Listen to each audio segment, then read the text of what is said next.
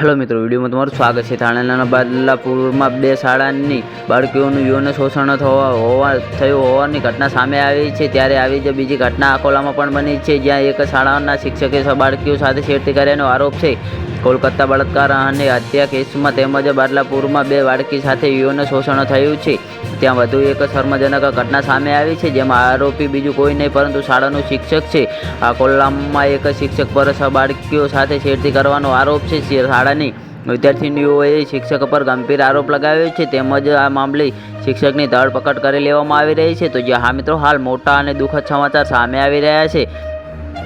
આરોપી શિક્ષકનું નામ પ્રેમોદ મનોહર સરદાર છે, જે કાજીખેડ સ્થિત શાળાનો શિક્ષક છે। આરોપી શિક્ષક પર વિદ્યાર્થીનીઓએ પોર્ન ફિલ્મ તેમજ છેડતીનો આરોપ છે। પોલીસે શિક્ષક વિરુદ્ધ તપાસ શરૂ કરી છે। પોલીસ મુજબ આરોપી શિક્ષક વિરુદ્ધ POSCO એક્ટ હેઠળ કેસ નોંધવામાં આવ્યો છે। 20 ઓગસ્ટના રોજ પીડિત વિદ્યાર્થીનીઓનું નિવેદન લેવામાં આવ્યું હતું। તો હા મિત્રો, હાલ મોટા અને દુઃખદ સમાચાર સામે આવી રહ્યા છે। અકોલાના SP બચ્ચનસિંહે જણાવ્યું કે 20 ઓગસ્ટના રોજ બાલ કલ્યાણ સમિતિના સભ્ય મનોજ જયસ્વાલની ફરિયાદ અમને મળી હતી, જેમાં કાજીખેડા જિલ્લાના એક શાળાના શિક્ષક પર 6 વિદ્યાર્થીનીઓને છેડતીનો આરોપ છે। આ જાણકારી મળતા જ પોલીસ ઘટના સ્થળે પહોંચી હતી।